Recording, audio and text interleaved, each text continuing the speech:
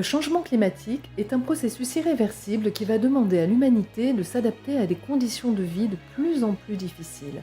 Qu'en est-il en Nouvelle-Calédonie? Quelles conséquences et quelles adaptations devrons-nous mettre en place pour les années à venir? Elisabeth, on arrive sur la plage de Bourail. On est actuellement à 700 pieds. On est en train de voir que d'après les pluies, on a beaucoup de sédiments. On voit que toute la face, elle est toute marron. En plus, il y a deux rivières, il y a la Nessadio et la Nera ici. Alors, lorsqu'on observe le débit des rivières suite à des fortes crues comme il y a eu récemment, il y a quelques jours avec le cyclone Novi, eh ben, on voit un mécanisme qui est propre à la Nouvelle-Calédonie, qu'on observe très bien ici à la Nera, des rivières rouges chargées de terre et de cailloux qui viennent donc finir leur course dans le lagon. C'est un vrai danger, notamment pour les récifs coralliens. Christophe, est-ce que tu es là? Est-ce que tu m'entends? Oui, Elisabeth, tu m'entends? Oui, très bien. Alors en effet, ces apports stérigènes, puisque ce sont des apports qui viennent des terres, mettent en danger assez fortement les coraux quand ils sont très denses. Et ici, on est dans un site exceptionnel avec des coraux exceptionnels. Et donc, lors de ce type de mécanisme, on asphyxie une partie des coraux. Il ne faut pas s'y en être trop souvent et durant pas trop longtemps. Ah oui, en effet, toute cette terre rouge, elle provient de l'érosion en amont dans les bassins versants qui peut être due à la fois aux feux de forêt, mais aussi dans certaines régions, notamment du sud ou du nord, due à l'exploitation minière. Mais moi j'ai une question, Christophe, est-ce que le changement climatique, il aggrave ce phénomène d'érosion? Oui, Elisabeth, le changement climatique, mais en fait avant de parler du changement climatique, on y reviendra, on peut parler de phénomènes naturels, de variabilité naturelle comme le phénomène El Niño ou la Niña que nous vivons en ce moment depuis quelques mois, où les pluies sont très intenses et donc l'érosion, en particulier de sols dénudés, est extrêmement très intense.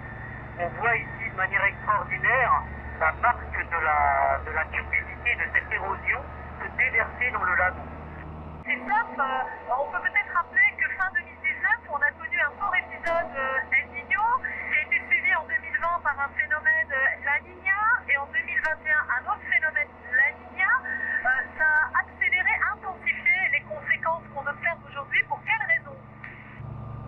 Oui, Elisabeth, en fait, c'est la succession de phénomènes, malheureusement, produit la forte érosion qu'on voit là et les apports stérigènes importants. En effet, lors de l'El Niño, on avait des sécheresses importantes, 20% de pluie en moins, qui a favorisé des feux intenses en Nouvelle-Calédonie. Puis le phénomène La Niña de 2020 et celui de 2021 qu'on observe actuellement, eh bien, ont provoqué des pluies avec cet entraînement stérigène extrêmement important. Donc, conséquent, à 2019, le El Niño.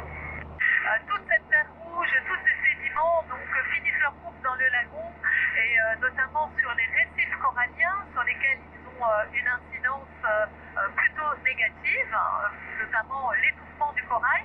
Mais il y a un autre phénomène qui s'intensifie également et qui est dangereux pour le corail, Christophe.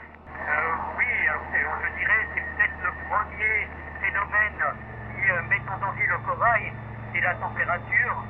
Durant les phénomènes La Niña, en particulier, eh bien, les températures sont plus élevées en Nouvelle-Calédonie et on sait que le corail n'aime pas de manière prolongée des températures plus élevées que d'habitude.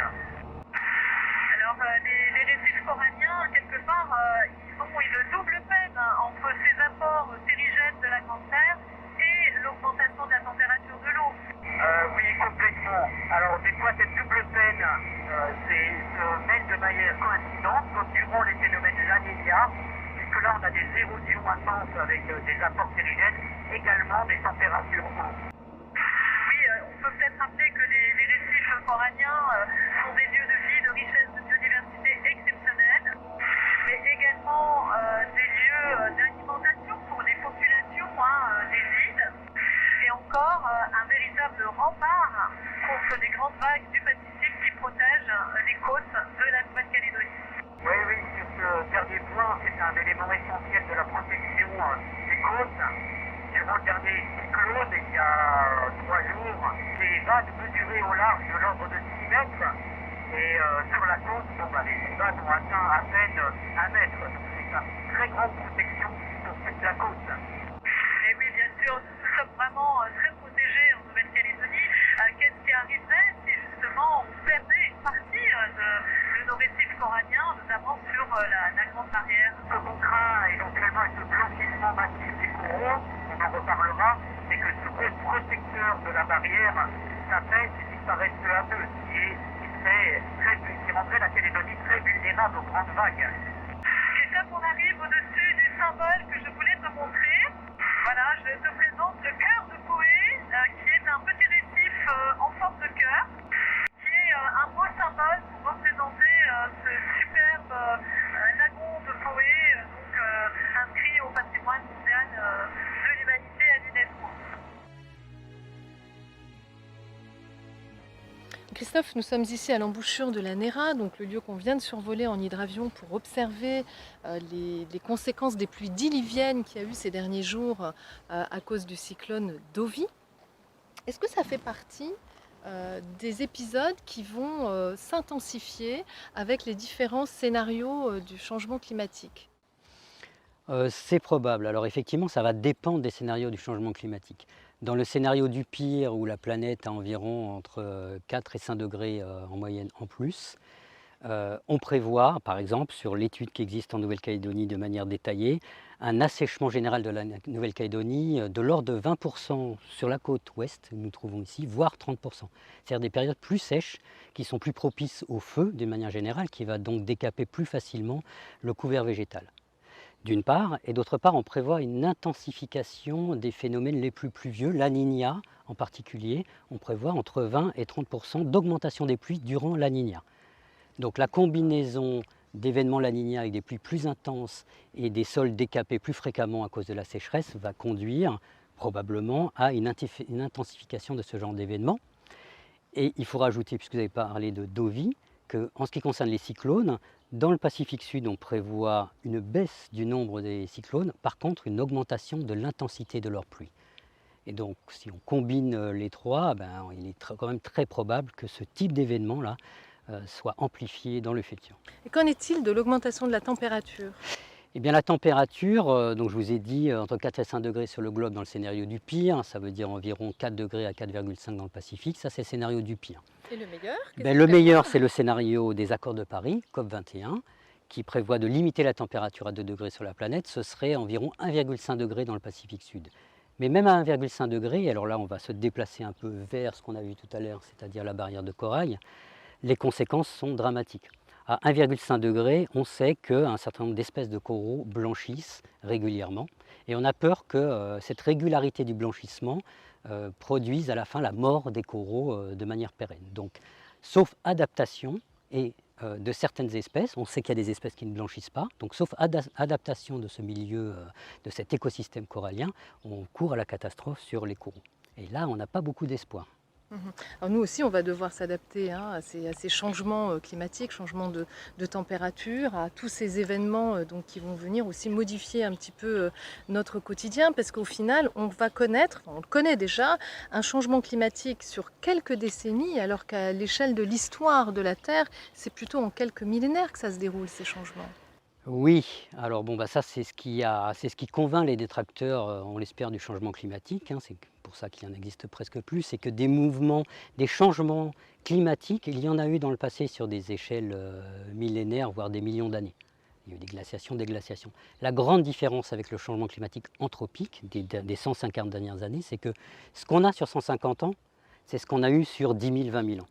La rapidité, l'extrême rapidité avec laquelle on a induit ce changement à cause de nos émissions de gaz à effet de serre n'a aucune commune mesure avec ce que la Terre a connu sur ses variations naturelles.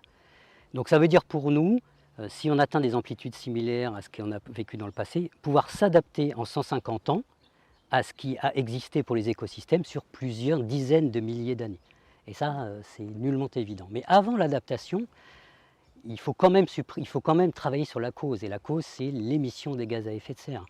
il est absolument crucial et de notre responsabilité de diminuer nos gaz à effet de serre. On ne peut pas se passer de ça. Avant de penser à des solutions et ce genre de choses, il faut d'abord diminuer nos gaz à effet de serre, c'est crucial. Oui, la Nouvelle-Calédonie, elle est déjà engagée dans la transition énergétique. Il faut aller encore plus loin et puis encore plus vite parce que le changement climatique, c'est quelque chose qui s'accélère d'année en année. Oui, c'est vrai que les 10 années précédentes ont été plus chaudes que les 10 années d'avant, plus chaudes que les 10 années encore d'avant. On a une croissance qui s'accélère. Et c'est pour ça que pour limiter la température à 2 degrés, qui est le scénario le plus optimiste, et personnellement j'y crois pas, il faut vraiment accélérer notre transition énergétique et repenser nos émissions de gaz à effet de serre, en particulier en Nouvelle-Calédonie. Merci Christophe. Merci Elisabeth. En Nouvelle-Calédonie, une partie des zones côtières est confrontée au phénomène d'érosion et de submersion marine, entraînant des évolutions de ce milieu. Dans quelle mesure les modifications observées actuellement sont-elles liées au changement climatique? Alors tu vois ici, Elisabeth, depuis l'année dernière, on a perdu 1 mètre de plage sur ce secteur. Alors effectivement, ici, nous sommes sur la plage de Tiwadé à Touo, qui fait partie donc des lieux les plus impactés par l'érosion côtière sur la côte Est. Et donc qui bénéficie d'un suivi de l'Observatoire du littoral dont tu es responsable depuis plusieurs années. Que révèle ce suivi? Alors ce qu'on a observé ici sur la plage de Tiwadé, c'est qu'on avait depuis 2011 un recul de près de 25 mètres du trait de côte. Donc ici on est vraiment dans une situation critique où on a une érosion vraiment chronique. Qui est irréversible. Alors, est-ce qu'on connaît le pourcentage des côtes calédoniennes qui sont potentiellement concernées par cette érosion? Alors, on a estimé à peu près 71% des côtes calédoniennes qui pouvaient potentiellement être en érosion. Cette érosion côtière, elle est due notamment à la montée du niveau des océans, laquelle est en lien avec le changement climatique. Tout à fait, Elisabeth. Et en Calédonie, donc, on a estimé qu'on avait depuis 1957 une élévation du niveau marin de près de 0,9 mm par an, avec une accélération sur les dernières décennies. Depuis 1977, on est déjà passé à 1,9 mm. Et puis selon les scénarios du GIEC, donc en fonction des scénarios, on peut avoir d'ici 2100 une élévation de 40 à 80 cm. Alors la deuxième conséquence de l'élévation du niveau de l'océan, c'est la submersion marine. Qu'est-ce que c'est exactement? Alors la submersion marine est liée donc à une élévation du niveau marin pendant les cyclones, les dépressions, et qui va provoquer une inondation temporaire des terres. Et dans le cadre du changement climatique, ces inondations peuvent devenir plus fréquentes, plus sévères, et puis on peut avoir pour conséquence la salinisation des terres, et notamment des terres agricoles, la dégradation de la qualité de l'eau des nappes littorales, et puis encore sur certains secteurs, on peut avoir une inondation qui là sera permanente. D'accord. Et ça va concerner quel pourcentage des côtes calédoniennes? Alors là, on a estimé à peu près à 49% des côtes. 71% pour l'érosion côtière, 49% pour la submersion marine. Ça va causer des dégâts importants. Alors ici, on le voit, l'érosion côtière, elle provoque effectivement une perte de l'habitat naturel pour les espèces végétales et animales, mais également pour l'humain. En témoigne cette maison qui est au bord de l'eau, dont une partie s'est déjà effondrée sur la plage.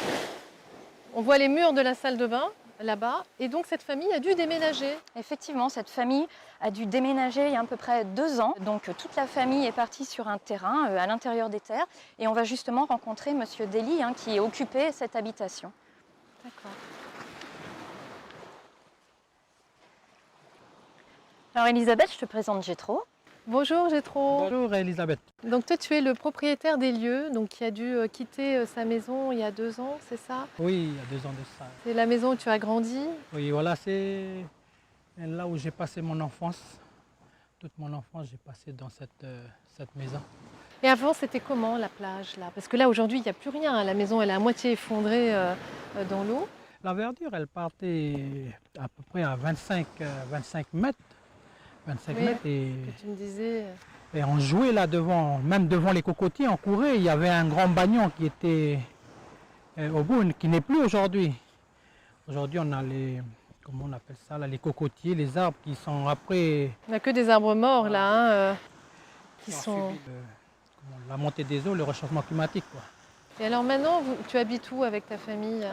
Moi, je suis parti juste derrière, là, contre la montagne, mais mon papa, lui, il est parti à l'intérieur des terres. Ça doit être difficile de quitter sa maison quand même. C'est difficile parce que c'est chez nous. C'est là où nous sommes nés, on a grandi. Et c'est comme si, comme tous ces arbres, on subit. Et on est arraché de notre terre pour... Mais on doit s'adapter parce que si on ne s'adapte pas, on va subir tout ce réchauffement climatique et surtout la montée des eaux. Et on doit partir et puis s'adapter au nouveau lieu, au nouvel endroit où on doit continuer à y vivre. Il y a plusieurs populations en Nouvelle-Calédonie qui vont devoir s'adapter, hein. Il y a déjà des accords coutumiers qui sont en train d'être mis en place entre Ouvéa et la côte Est, parce qu'Ouvéa est très fortement concerné, hein, par cette érosion. Et ça fait partie des différentes solutions qui existent pour s'adapter au changement climatique. Quelles sont les autres solutions? Alors effectivement, il y a d'autres solutions que le déplacement de population pour vraiment réduire et puis aussi protéger ce littoral. On a la protection lourde, donc la mise en place de rangements, de murets, de digues, où là c'est vraiment mis en place sur les secteurs où on a des enjeux et puis une situation très critique. Puis on a des solutions un peu plus souples et puis on a encore l'inverse, le laisser-faire, on n'intervient pas. Et puis on a d'autres solutions, c'est l'accommodation. On va rester quand même sur ce littoral, mais on va adapter les pratiques, les modes de vie, voire même les constructions. Et puis on a aussi des solutions fondées sur la nature. Tout à fait, et oui, parce qu'en fait on a fait aussi le constat que la protection lourde avait quand même des effets négatifs perverses. Donc on a expérimenté d'autres solutions. Et donc les solutions fondées sur la nature. Alors ces solutions, c'est la restauration d'écosystèmes marins, côtiers, comme la plantation de la mangrove, qui, on le sait, participe à l'adaptation côtière au changement climatique. Et justement, on va aller rejoindre les membres de l'association Ohout qui replantent de la mangrove ici à Touault. Merci Gétro. Merci Elisabeth. Bonjour Amaury. Bonjour Amaury. Bonjour Myriam, bienvenue à la tribu de Koé. Merci. Alors on est ici face à une très belle mangrove, mais qui a une histoire un petit peu particulière. Exactement, il faut savoir que la tribu de Koé, initialement, il y avait de la mangrove, mais qu'elle avait été exploitée dans les années 50-60 comme combustible pour la confection des maisons en chaux à la tribu. Et pendant une vingtaine d'années, ils ont constaté ensuite le recul du trait de côte. Et la tribu a pris conscience de l'importance de la mangrove et de restaurer, donc chacune des familles a replanté la mangrove qu'on voit en bord de mer à Koé. Oui, mais ça veut dire que les populations de la côte Est, ou les populations locales en général, connaissent très bien le rôle protecteur de la mangrove pour le littoral. Oui, complètement. Ici, cette mangrove sert de zone tampon lors des événements extrêmes, les épisodes de forte houle. Et puis elle a d'autant plus d'importance ici à Koé qu'on a une barrière récifale discontinue, donc qui ne protège pas ce secteur des houles. Et donc toute l'importance de replanter cette mangrove ici. Je ne sais pas si vous voyez, mais voilà les fruits des palétuviers, donc ce sont les propagules.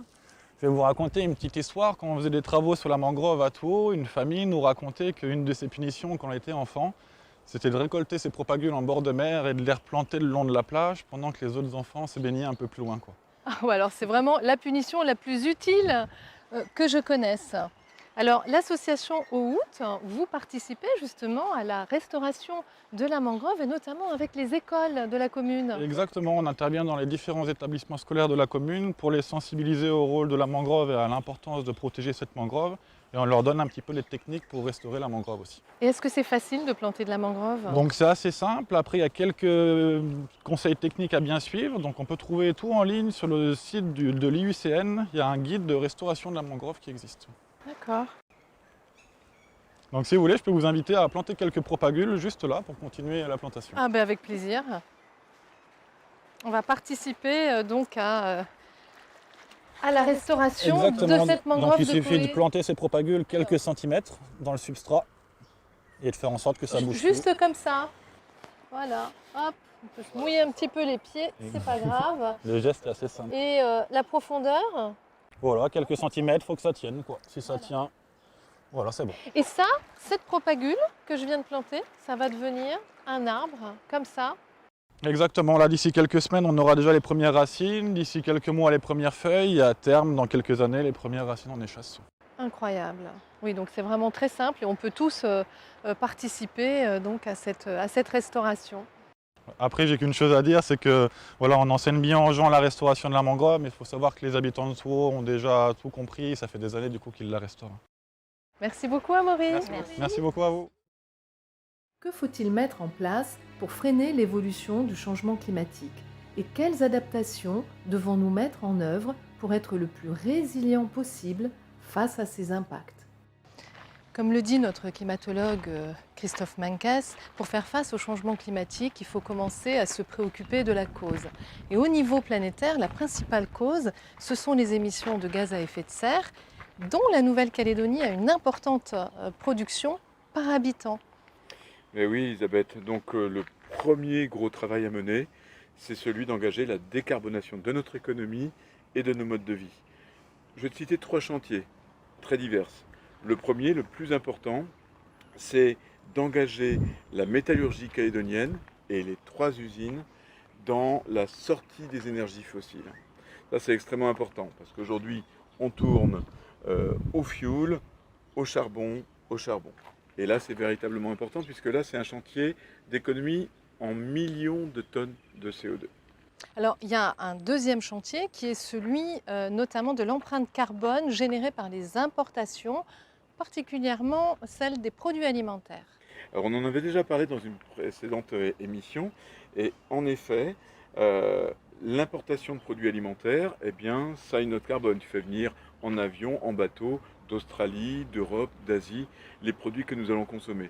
Donc il faut relocaliser la production agricole en Nouvelle-Calédonie, non seulement produire les légumes, les fruits ou les viandes que nous consommons, mais également la transformation locale de ces produits alimentaires.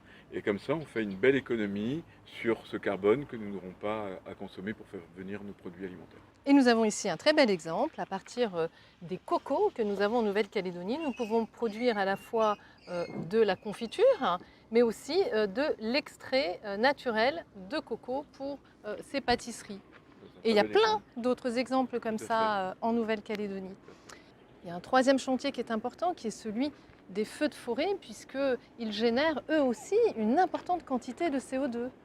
Ben oui, en 2019, on a estimé qu'une tonne de CO2 sur 10 en Nouvelle-Calédonie a été émise par les incendies. 1 tonne sur 10%. Le problème, c'est que quand tu regardes la courbe de ce graphique de l'œil, le nombre d'incendies par an varie selon la météo et pas selon la prise de conscience des Calédoniens. Donc ça, c'est un vrai chantier également qui nous attend. Et puis, Elisabeth, sais-tu ce que représente cette courbe? Alors, je dirais que c'est davantage une droite qu'une courbe, Hubert. Oui, en effet. Ça devrait être une courbe qui s'infléchit, qui devrait descendre, qui ne le fait pas. 1997, qu'est-ce qui s'est passé pour le climat? L'accord de Kyoto, 2015. l'accord de Paris. Donc des grands moments qui, normalement, auraient dû faire baisser cette courbe. Elle ne le fait pas. Donc là, il y a un autre grand chantier qui nous attend, puisque le climat se réchauffe, c'est celui de l'adaptation climatique. Alors on le sait, le changement climatique est irréversible et nous n'avons pas le choix, nous devons nous y adapter. Mais comment et par quoi commencer, Hubert? Je vais te citer 3 grands chantiers qui représentent la diversité des choses qu'en Nouvelle-Calédonie nous devons faire. Le premier, c'est celui de changer nos pratiques culturelles, en restockant du carbone dans nos sols, au lieu de le déstocker comme l'on fait dans les agricultures conventionnelles. Et c'est aussi celui de choisir des productions agricoles moins consommatrices d'eau, puisque comme l'a rappelé Christophe, nous allons perdre en précipitation. Et puis ça peut être également faire des choix de production agricole, des cultures en bord de mer, qui soient plus résistantes au sel. Je pense en particulier aux plantes halophiles comme les salicornes, le pourpier de bord de mer, qui ont des intérêts nutritionnels et qui vont résister à la remontée du biseau salé. Donc il faut aussi préserver notre couvert végétal, c'est-à-dire les forêts, pour à la fois prévenir les risques d'apport terrigène importants dans les rivières lors des fortes crues, comme on vient de le voir, mais également pour préserver notre ressource en eau. Ben oui, Elisabeth, puisque l'eau que nous avons au robinet vient majoritairement de la Chaîne, où nous avons nos périmètres de protection de captage d'eau. Il faut savoir qu'on a mené une étude qui a montré que plus de 90% des périmètres de protection de captage d'eau, des surfaces de ces périmètres, ont un service forestier d'approvisionnement en eau dégradé ou très dégradé. Donc il faut sauver les forêts qui restent et reforester les zones dégradées. Et enfin, comment faire pour préserver les écosystèmes protecteurs de nos côtes, comme les mangroves ou encore les récifs coralliens? Il faut changer le regard que nous portons dessus et considérer ces écosystèmes, ces infrastructures vertes ou bleues, mangroves et récifs coralliens, comme des partenaires des Calédoniens pour leur adaptation climatique, en particulier pour la protection des côtes. On en a également parlé dans le reportage. Si on a la rougeole, ce n'est pas le moment d'attraper la grippe. En effet. Donc la rougeole, c'est un peu le changement climatique. La grippe, c'est tout ce sur quoi on peut agir aujourd'hui. Et c'est quoi? C'est arrêter de remblayer de la mangrove ou de la couper, c'est arrêter les ancrages sauvages sur les récifs coralliens, arrêter de rejeter des eaux polluées, des eaux usées dans les eaux côtières, c'est arrêter la surpêche pour que les récifs jouent leur jeu. Et tout ça, là, on peut agir. Et alors justement, nous, à notre échelle de citoyens, comment est-ce qu'on peut participer à tous les chantiers que tu viens d'énoncer? Est-ce que tu connais ce petit oiseau? Oui, c'est le colibri. Oui. Eh bien, Pierre Rabhi, que l'on ne présente plus, avait popularisé une légende amérindienne, celle du colibri. Qu'est-ce qu'il disait? Un jour, dans la forêt amazonienne, un grand incendie se déclare. Tous les animaux fuient, tous sauf un, le colibri, qui va à la rivière, qui prend une goutte d'eau dans son bec, qui va sur le front de flamme, qui lâche la goutte d'eau, qui retourne chercher une goutte d'eau, etc. Le tatou, voyant ça, s'arrête et, excédé, s'adresse au colibri en lui disant « Mais pourquoi tu fais ça? Ça sert à rien ?»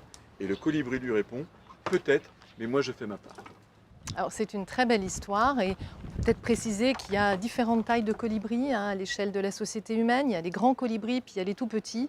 Mais nous pouvons tous être un colibri et surtout être fiers d'en être un.